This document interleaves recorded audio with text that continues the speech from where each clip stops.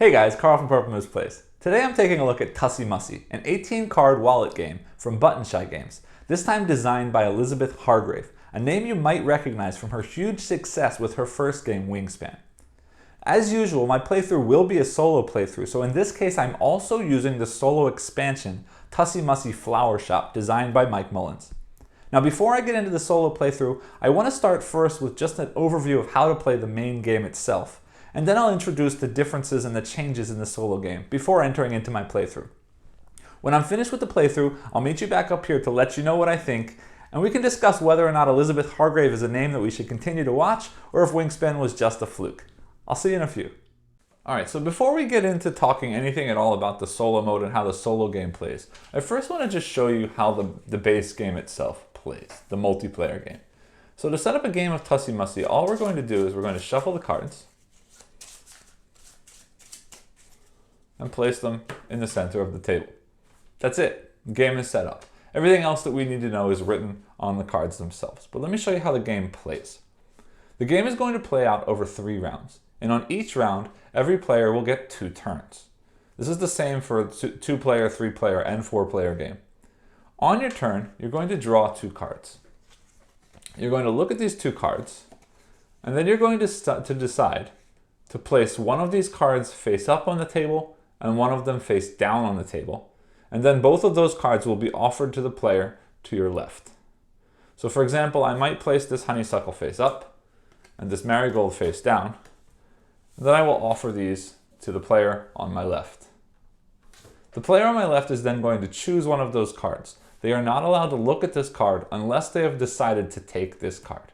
Once they've taken this card, they are free to look at it. However, the card must remain in this configuration when it's placed into a player's tableau, which means if they take a card that's face up, it must stay face up in their personal tableau. And if they take a card that's face down, it needs to stay face down in their personal tableau. Remembering that once they've taken a face down card, they're allowed to look at it, but it must remain face down in gameplay. Whichever card they don't take, I then take and add to my own tableau. And then the game continues in this way. So this person to my left will do the same thing, taking 2 cards and making an offer to the person on their left. Or in the case of a 2-player game, back to me again. Same thing, that person will make an offer here, and this person will make an offer here in the case of a 4-player game. So in a 2, 3, 4-player, we're always passing to the left on the first round, or first turn, sorry. So everybody's going to take 2 turns, and by the end of that, everybody at the table will have 2 cards. And then we're going to do the exact same thing, only this time we're passing to the right. Again, in a 2-player game, left and right doesn't matter. We're just going to take turns passing back and forth to each other. But in a 3 or 4-player game, the first turn, everybody makes an offer to the left until everyone has 2 cards. And then in the second turn, everybody makes an offer to the right until everybody has 4 cards total. At the end of that round, everyone should have 4 cards in front of them that it's going to look something like this. The face-up cards are known as bouquet cards. The face-down cards are known as keepsake cards. In order to make it obvious which one's which, we're going to slide these forward and these back, and then we'll flip these over. And then scoring commences for that round. And the way that scoring works is that scoring is going to follow whatever it says on each card and score appropriately. Plus, every heart that we see on a card will score 1 point. So if we look at this honeysuckle card, it says 1 point for each card adjacent to this one in your bouquet. Now I remember that the bouquet is the face-up cards and keepsakes are the face-down cards. So in this case, this card is next to a keepsake. So it says cards adjacent to this one in your bouquet. I don't have any. I wouldn't score any extra. I'd only score 1 for the heart on this card. This card says 1 heart, so I get a point for that heart. And then it says this card counts as any one color. That means this card doesn't have any special bonus scoring of its own, but it will score based on other cards that you've collected. We look at the tulip. The tulip says plus 1 point for each of your red cards, including this one. So in this case, we could say that this orchid, which could be any color, is a red card. So I would score 1 point for this red card, and 1 point for this, which considers itself a red card. So I would get 2 points for this tulip card. And then finally, this purple card here says 1 point for each heart on your cards adjacent to this one. Again, unfortunately, this tulip card has no hearts, so this also would only score the 1 heart on this card. Now again, this was just a random card draw. This was not an actual play. If I had actually chosen these cards, I hope that I would have done a lot better. But that's how the game works. So that's 1 round. We score that round. We play 3 rounds exactly the same way, and whichever player has the most points at the end of 3 rounds is the winner of the game. So that's the multiplayer game. Now, unfortunately, because this is a card drafting game that's based on offers that are being made between players, the solo game can't work exactly the same way because there's no way for an AI to make offers to you. So the solo game is going to use one more deck. And let me explain that deck, and then we'll get started on a playthrough of the solo game, and you'll see exactly how it works. And you'll see a lot more about the scoring conditions as we play.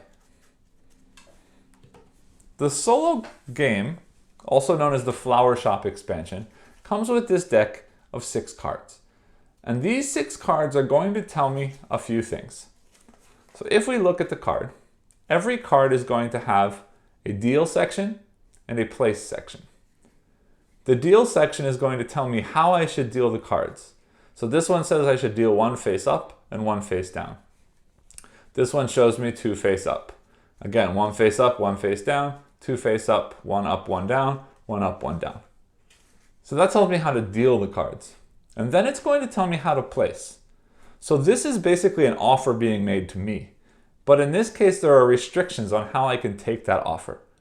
So in this case, I can choose from either this option or this option. So here it says I would place both of them face up. It means I get a face up card, the AI gets a face up card. I choose which one goes where. Or one of them face down for me and the other one also face down for the AI. In this case, well actually in both cases, if I want to see what this card is, I need to have chosen this card to be my card before I look at it. Once I've looked at this card, it must be my card. If it's not my card, I'm not allowed to look at it. So all of these are going to have sort of conditions like that. If you see anything that has a card next to that face up or face down, that means if the card is dealt face up, it must stay face up. And if the card is dealt face down, it must stay face down. So all of the cards have sort of conditions like that. This one is going to give me another condition that I have to discard 1 more card from the top of the deck to remove a card from the game. But that's basically the only addition or the only change. We're still going to play 3 rounds. There is one more thing you will see. At the beginning of every round, starting in the 2nd and 3rd round, the AI is going to get to keep 1 extra card. So they will have 5 cards at the end of the 2nd round and 6 cards at the end of the 3rd round, just to give them a little bit of boost for the amount of points that I need to beat in a round. So let's shuffle these cards up and we'll get into a playthrough. And any questions you might have should hopefully be covered in that playthrough. All right, so let's start. Round 1. Again, 4 cards for me, we'll call the end of the round.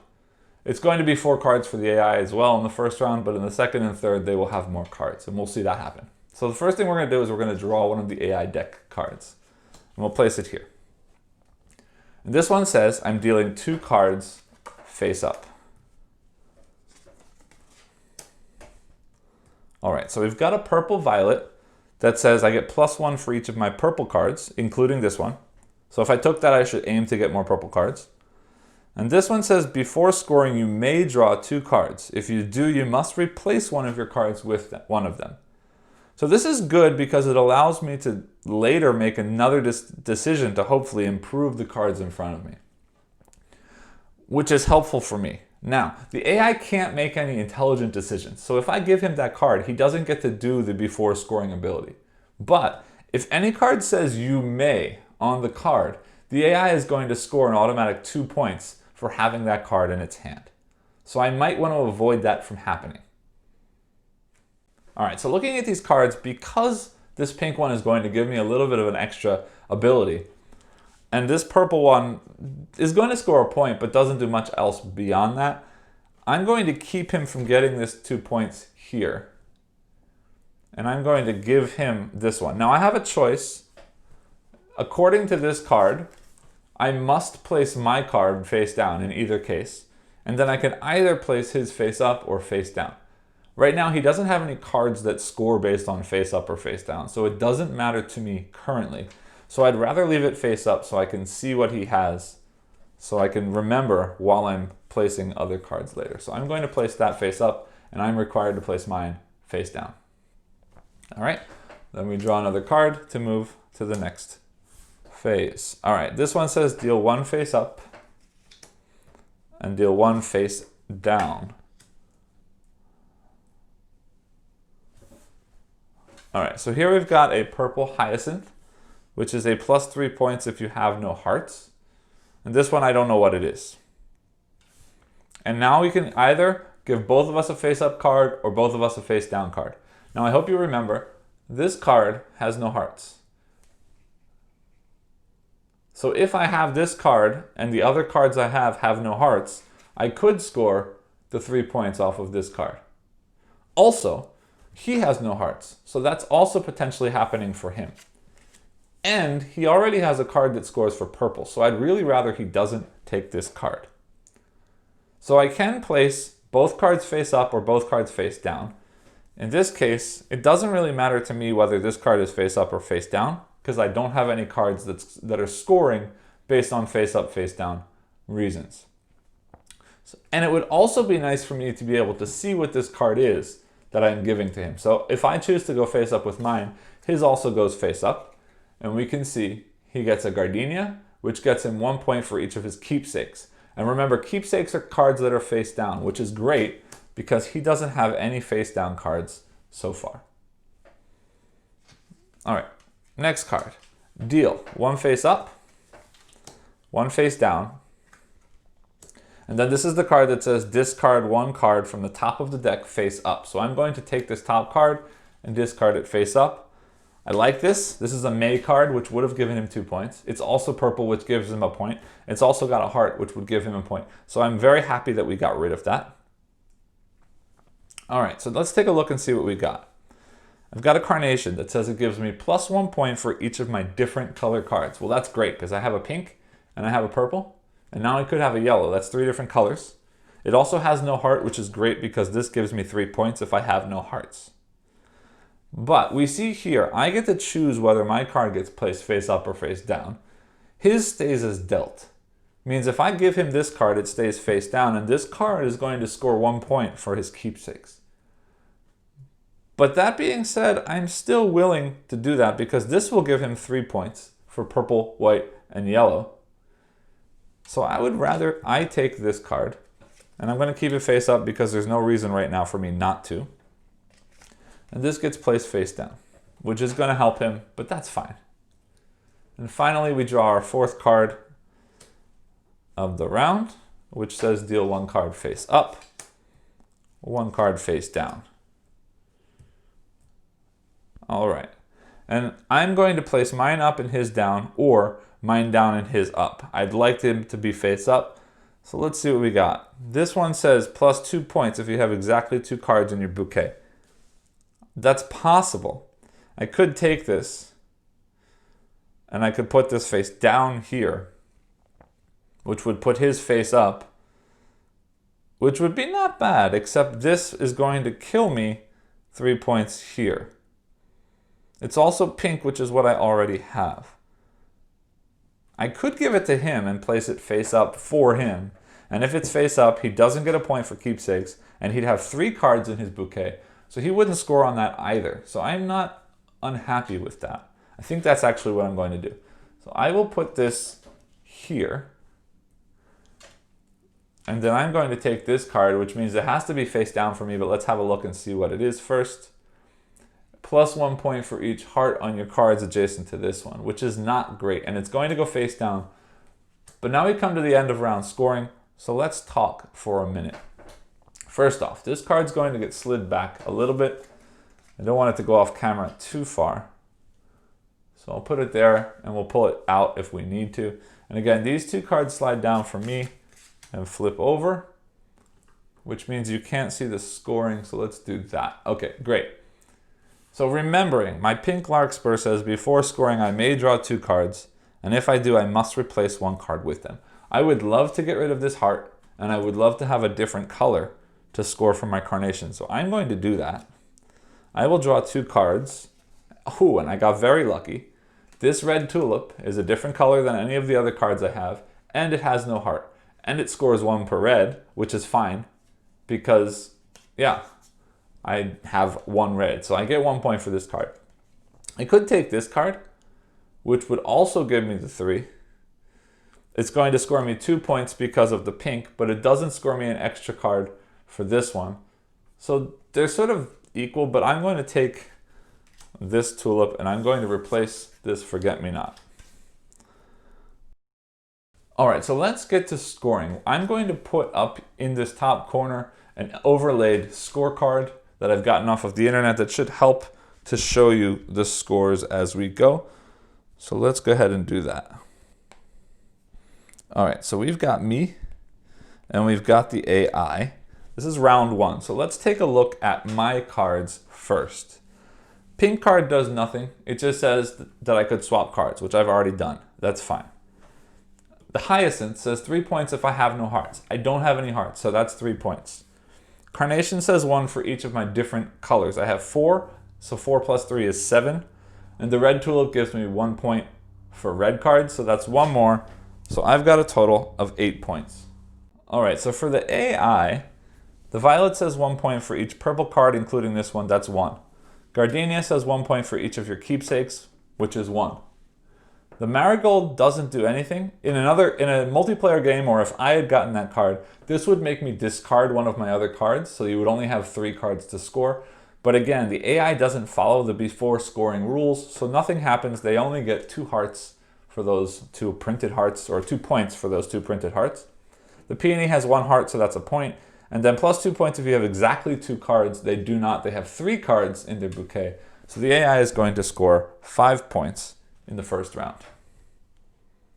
All right, so let's move on to the second round. To start the second round first, we're going to shuffle the AI's cards.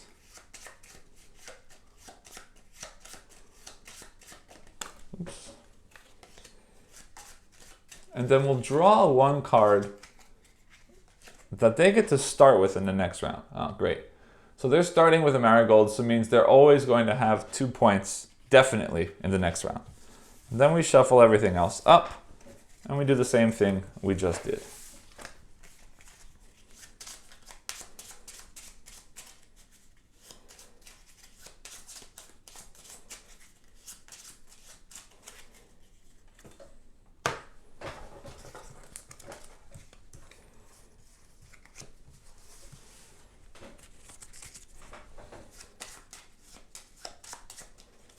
All right, so let's get started. Turn over one of these. It says 1 face up, 1 face down. So we've got a red tulip that gives me plus 1 point for each of your red cards, including this one. They don't have a red card. I could have red cards, but I would prefer to know what this card is. Even if it's worse, it's helpful to know what that card is. So it says that we have to place the card as dealt. So I'm going to give him this red card, and I will take this. This stays as a keepsake for me, but I want to see what it is first. All right, we've got a honeysuckle that says plus 1 point for each card adjacent to this in your bouquet. So I would like to have the next card be a face-up card in front of me. All right, so then we turn over. We deal 1 face up. We deal 1 face down. And then we're going to discard 1 face up. Now, this is going to be a little bit annoying. If I give this card, the Snapdragon, it's 1 heart, so they get automatic 1 point.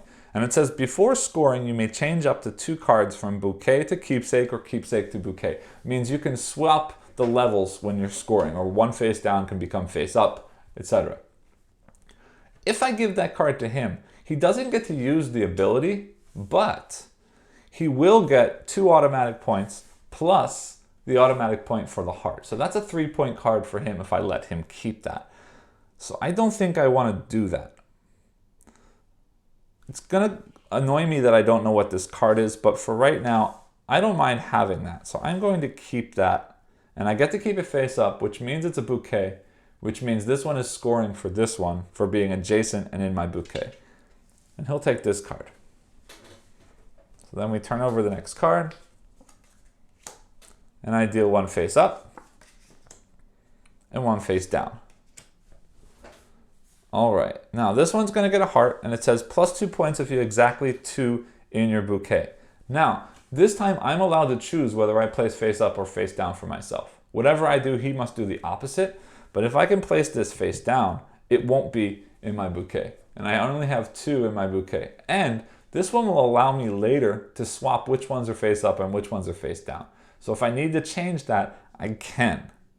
So that actually would be nice for me to have. So I'm going to take this and I'm going to play it face down, which means I'm going to play this one face up for him. It's a carnation. He's scoring 1 point for each of his different colored cards, which right now is only 2. So I'm okay with that. All right, last turn, we turn this over. We've got one face up, one face down. And I like this. The Hyacinth says 3 points if you have no hearts. Well, he has hearts, so that's not going to score him anything unless he has a card that scores purple, which he can't because this is the only card right here in the discard that scores purple. So I'm happy to give that to him. Now, I can place this face up or face down, but whatever I do, I have to do the same. And I don't want another card in my bouquet, so I'm going to place this face down for him. Means this also gets placed face down for me, but let's see what it is first. +1 point for each of your keepsakes. That's going to be really nice for me because now I have 2 keepsakes. All right, so again, we move into scoring. We're going to slide those 2 back for him and turn them over. And again, for me, slide these 2 back and turn them over. Let's see if I can get those to fit on the screen. Yes, remember these 2 are bouquet and these 2 are keepsake. So let's load that score back up again, and let's see what we've got for round 2. All right, so round 2, let's start with my scoring. This gets me 1 point for having a heart. And it says +1 for each adjacent in the bouquet, which this one is, so that's 2. This one gets me a point, 1. It says before scoring I can change keepsakes and bouquets, but I don't want to. I like the way this is set up. The pink one gives me 1 for the heart. And it says 2 points if you have exactly 2 cards in your bouquet, which I do. Gives me 2 more. I'm at 6. Gardenia +1 for each of my keepsakes, which I have 2 of, means I'm at 8 points again for round 2. Now let's take a look at the AI. Before scoring, he doesn't bother with, that's just 2 points. 1 point for each red card, that's the only one, is 1. This says before scoring you may draw 2 cards, and if you do, you must replace one of your cards. Again, he doesn't do that, but may gives him 2 points, so he's at 5. Carnation says +1 for each of your different colors. He has 1, 2, 3, 4 different colors, so that's 9 points for him. And Hyacinth says 3 if you have no hearts. He does, so nothing. The AI scores 9 points for round 2. All right, so let's move on and prepare and play through the 3rd round. Again, for the 3rd round, we're going to shuffle the AI cards.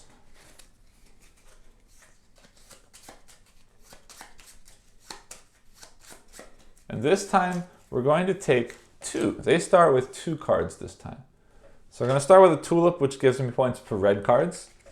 And they're going to start with the hyacinth, which says 3 points if you have no hearts. So I need to keep the red cards away from them and give them hearts, at least 1 heart. Only 1 heart would be best because then they don't score a lot of points for hearts. But I need to, again, make sure they don't get a lot of red cards and make sure they get at least 1 heart, but not a lot of hearts.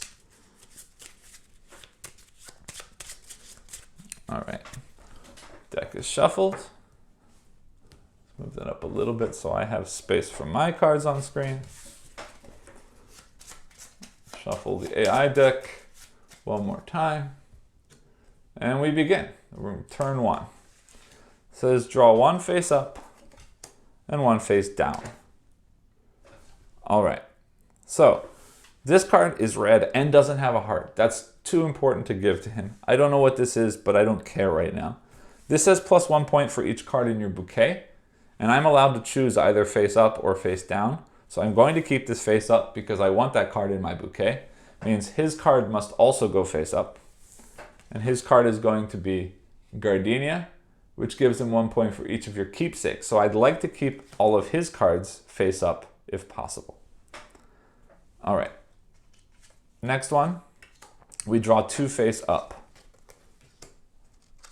We've got an orchid, which is a point and counts as any color, which is going to help with his tulip. But it has a heart, so that wouldn't be a problem. This one's going to give him 2 hearts. Doesn't count as a color that's different. It's not red, so I wouldn't mind giving him that. But either way, they're 2 points at this point. And if he got pink, the card that scores on pink, this could become 3 points. And if he gets the card that scores on hearts, this could also become more. So I'd rather he doesn't have the hearts. It's a little bit sad here. I'm required to play face down regardless of what his hat does. So I'm going to play this one face down. And I will give him this card face up. Because again, he's scoring points for keepsakes. So I don't want him to have any of those. Turn 3. Draw 1 face up and 1 face down. And then discard 1 from the top of the deck. Good. I like to see I'm discarding red. Remember, he already has 1 heart now, so this does not score, so I'm not worried about hearts. This one's going to score 1 point for each of my hearts. But this also says the opponent's card stays as dealt, and I can do what I want. If I give this to him, he gets an extra 2 points. 1 because this is red, and 1 because he has a heart. If I take this card, I'm going to score 2 more points because there were 2 hearts on this card. But he's going to get this face down and score 1 point for his keepsakes. I get to choose whether mine goes face up or face down. So I'm going to take this, hoping that it's something that will help me.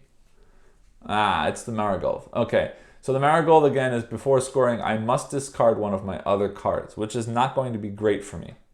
But I'm going to keep this face up. And this stays as dealt going into his hand. All right, so we take our last card and we'll see how we do. 1 face up, 1 face down. All right, before scoring, I can draw 2 cards. If I do, I must replace 1 of your cards with it. If I give this to him, it scores him 2 points. If I take this, I could replace this marigold with something else. Or I could replace this pink larkspur, or I could throw away the pink larkspur with the marigold. I wouldn't mind doing that. The problem is, this says I have to place up and him down, or me down and him up. But I want more cards in my bouquet, and I don't want cards in his keepsake. So either way, I'm going to get a point, and he'll lose a point, or he's going to get the point, and I won't. So this is not going to help greatly in either way. And what was this card doing for me? Just 2 hearts. All right. I don't like this so much. But I wouldn't mind taking that. Because I don't want him to get the 2. But if this is a red...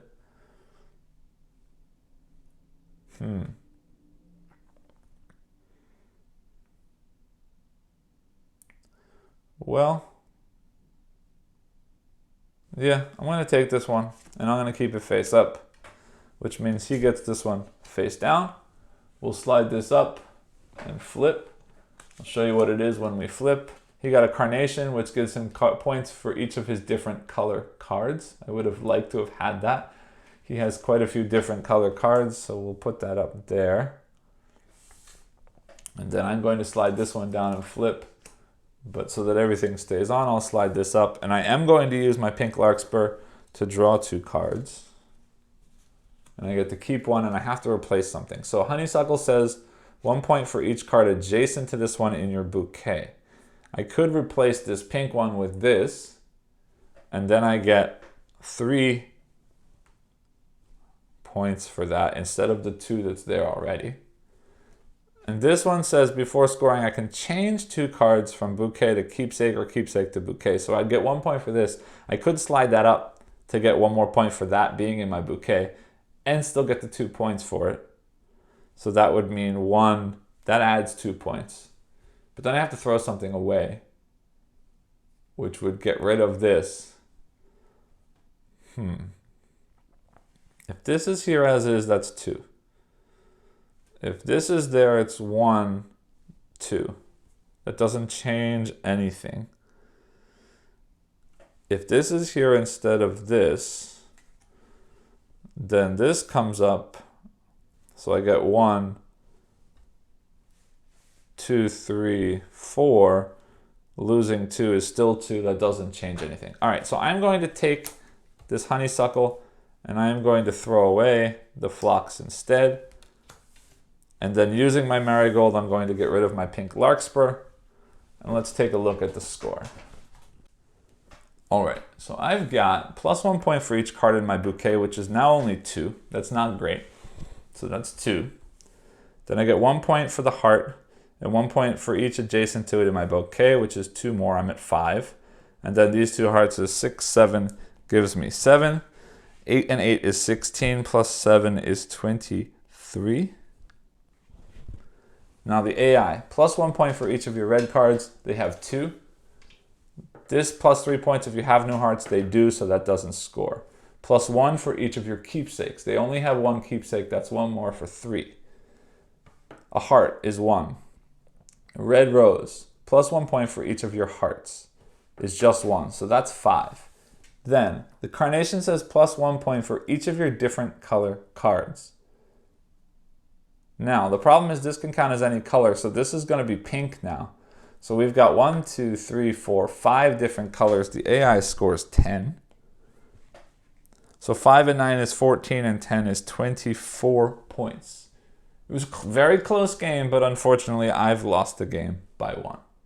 All right, while we're down here, I just want to show you the components for the game. I mean, you've seen most of them already, but I just want to discuss what I think about the components. First things first, this is the wallet that the game comes in. It's a nice smooth surface. There's none of the stippling or the texture to this wallet like there is in some Button Shy games. Again, if you don't know Button Shy games, their games are 18 card games that do come in wallets just like this. So what do I think about this wallet? I really love the font. I love the way this looks. I like this little flower here. The way that font and the logo looks on this is really nice. Now the yellow wallet, I don't hate it, but I don't know that I would have picked the pale yellow color for the wallet. It looks really nice on the shelf because it definitely stands out from any of the other Button Shy wallets being this color.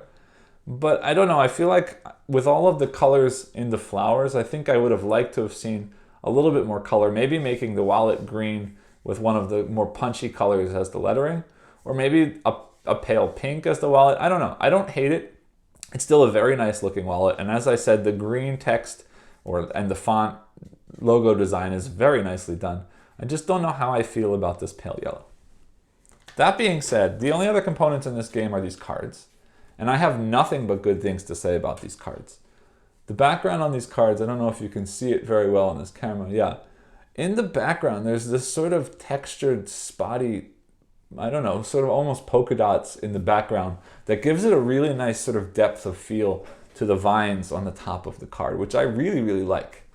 And the flower illustrations by Beth Sobel are beautiful. I'm going to say this now, I'm going to be completely honest. It used to be that when I heard the name Beth Sobel, I wasn't all that excited, and I don't know what it is. I think maybe I'm not a huge fan of Beth Sobel's people. I don't know if I like the way that she draws people. And it's not a negative about her art. She's very, very talented. I think it's just the style that she uses when she draws people that just doesn't really stick with me for some reason. But now that I've seen her artwork in games like this and Wingspan and Circle the Wagons, it's just really her design on objects is just beautiful. And I really, really like this. And you can see it carries along that sort of spotty look in the background that really gives a nice punchy sort of depth to the cards. You can see, I don't know if you noticed, but every different color has a different design in the background. So if you had any issues with color blindness or anything like that, it's very clear to see which card is which. You might not know that pink is pink, but they do say pink rose on some of them.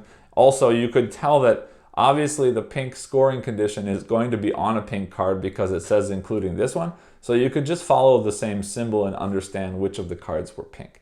So anyway, the design on these cards, the illustrations of the flowers is just beautiful, and I really, really, really love the look of the cards in this game. And looking at the expansion cards, same thing. Beautiful bouquet drawn on the back. It's very sort of Victorian style, which is great because it fits with the theme of the game. And on the front here, I didn't show these to you up close, but they're incredibly clear. It's very obvious to see when a card's face up or face down, when they should be placed face up or face down. Any instructions that are written on the card are very clearly written on the card. Let me see. Any of those cards that you see where things, where the things should stay in the same arrangement or the same configuration as they were when you took them is here. And not only that, it explains it in text at the bottom of the card, so it's incredibly clear. It does what it's supposed to do visually, and I really like the look of these expansion cards as well. So maybe back up top and we'll discuss what I think about the game. Hey guys, welcome back. I hope you enjoyed my playthrough. In my normal videos, I generally only talk about the solo mode or the solo version of the game, and I give my reviews of that solo version. Well, in this case, I've had a chance to play this game many times at a variety of different player counts. So I'm actually going to start just by letting you know what I think about the game itself before we talk about the solo expansion and the solo mode of the game. And I'm going to come right out and say it, Elizabeth Hargrave does it again. I'm a huge fan of Wingspan, and I'm a huge fan of Tussie Mussie. Granted, this is a much more streamlined game than Wingspan, but I don't have any less fun with this game than I do with that one. So let's talk a little bit more about what I enjoy about this game. So this sort of has that sort of I split, you choose mechanic, only in this case you're not really splitting, it's more sort of I arrange, you choose, but it's the same idea, right? I'm presenting an offer to my opponent, and they're taking one and leaving one for me. And that offers a really, really great decision space for this game because it's a drafting game, but I'm not drafting the card that I want. I'm drafting the card that I hope the other person is going to take, and I'm getting left with whatever they don't take. So there's this really interesting decision space with, do I put the card up that I think they want, hoping that they don't realize the card I'm not showing them is the card I really want, and I'm giving to them. But if I do that and it's too obvious that I'm showing them the card I think they want, they're going to take the other card because they suspect something better is hiding in there. Or do I play that same game like we do in The Princess Bride? I know what you're thinking, you know what I'm thinking, so I know that you know what I'm thinking. And I think 3 or 4 steps ahead and I show them the card that they don't want face up and the card that they do want face down, and they think, well, maybe he's playing me and maybe this is the best of the 2 cards, so I'll take it anyway. Anyway, my point is, this offer draft is a really, really cool way to set up a game. Now, I also really like that the scoring goals are printed on each card. So what you're scoring is also based on what you're drafting. So I'm not aiming for the same goal all the time that everybody else is. We all have unique goals and we all have to pay attention to each other's hands because I don't want to give a card to somebody else to help them score, but at the same time, I want to make sure that I'm keeping cards that help me score, and that's a different kind of card than the card that they need, right? So it really, really, really makes me think on a variety of different levels, and I really enjoy that. Now, on top of this, there's 0 setup. You saw at the beginning, I shuffled some cards, I put them on the table, and you're done, and the game plays. 0 setup. Super easy to set up. Shuffle a deck of cards, put them on the table, you're done. Plays really quickly, right? I'm passing 1 card to my left, and I'm waiting until it comes back to me. And then I'm passing 1 card to my right and waiting until it comes back to me. 2 turns in a round, and then 3 rounds, and we're done the game. Each round is really quick, and you've got this great balance that with 3 rounds, I might score really well in 1 round and score really poorly in another, but as long as I make up for it in the 3rd, it doesn't matter. So I don't really have to worry that I lost, I won, I lost quickly like that. It's a quick game, but we're adding up more than 1 round. So you've always got this ability to make up for what you've done in the previous round, and I really, really like that. So as you can hear already, there's not a whole lot of negative in this game. I really, really like this game. It's fast, it's quick, it's got great decisions, and I would carry this in my pocket. It's a wallet game, right? It fits right into my pocket. I'll bring it with me everywhere I go, and it's super easy to pull out and teach, and I can't imagine that anybody wouldn't have a good time with this game. So let's talk about the solo mode. You saw me play a solo playthrough. So what do I think of the solo mode? Well, you can probably guess that if I like the game this much, I also really like the solo mode. And here we got Mike Mullins again. I've talked about Mike Mullins in my video for Pentaquark. I've talked about Mike Mullins in my solo mode for Circle the Wagons. I like Mike Mullins' solo designs, and I think he did a really good job here. Because again, this is a drafting game that we're not drafting our own cards, but we're presenting offers to another player. And the AI cannot be another player. The AI can't think on its own. Everything has to be scripted for the AI. So there's no intelligent way to script what the AI would be offering to me. So he had to come up with this other system. And I think this system really gives me sort of the same feel as the game, right? Because that offer is coming up based on the card draw. And then I'm making the decision every single time based on what's coming up. Do I take the card that I see that I know is good for me? Do I give him the card that I know is bad for him? Do I worry about what's underneath that face down card? Do I take the face down card just so I know what's under that face down card? Do I give him that face down card face up so I can see what it is in front of him? There's lots of decisions, and they're not easy decisions, and I really, really like that about the game. It's interesting how every round he gets to keep an extra. The AI player gets to keep an extra card, because that does make it more and more challenging. You really need to score big at the beginning of the game so that you can balance out those bigger AI scores towards the end of the game, which is pretty cool. Yeah, I mean, in general, it's a really fun decision space. Now, if there's going to be any negative from this, it's going to be randomness, right? The draft cards are going to come up randomly every time. And if it just happens that the face down card every time is better than the face up card and I'm not taking it every time, or you get into a situation where he's scoring keepsakes and somehow he keeps getting fed the face down cards, you've got some control over that. But sometimes that drafting rule card is going to force you to play a card face down or force you to play a card face up. And that randomness can get in the way a little bit. That being said, I've never had the randomness get to a point where I didn't enjoy the game.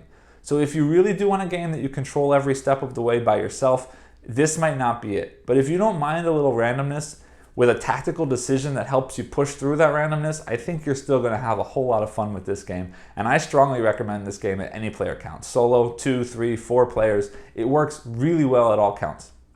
On top of that, I will tell you there are a variety of new expansions that are in the pipeline that will be coming soon. I had a chance to play test them. I'm not going to tell you what I think about them, because that review will come out later when the cards are actually made, since I only played a prototype of them. But I'll give you an example of some of the things you might be expecting to come out. There's going to be an expansion that has orange flowers. The orange flowers are cool because they allow you to score based on what other people have in their tableau and not only what you have in your own tableau. There's another expansion that's a greenery expansion, which works that if you have one green card in your tableau, you score positive points. But after that, if you have 2, 3, 4 green cards in your tableau, you're getting negative points for all of the green cards. So it's sort of a push your luck that you want one but not more than one, and it's a really cool extra decision that gets added to the game. And then there's one more expansion that I've seen, and that is the ribbons expansion. The ribbons expansion actually does what I said the game doesn't do, in that it creates a new goal card, a scoring goal that everyone is competing to get to, right? The top player, so let's say for example, the most pink cards. That means at the end of the round, whoever has the most pink cards is getting a bonus point, or bonus points, more than one, right? Bonus points because they've got the most pink cards. So you're not only paying attention to what you've got and what the opponents have based on your own scoring goals, but you're making sure that you have more of whatever that is than anybody else does in the game. And having that extra scoring goal, again, adds another level to the thinking. And I love adding a little bit more to this game. I look forward to those expansions coming out in their finalized version. I will definitely come back and tell you what I think when they do come out. And yeah, I can't recommend this game enough. Again, it's portable, easy to teach, and a whole lot of fun. I hope you enjoyed as much as I did, and I'll see you next time.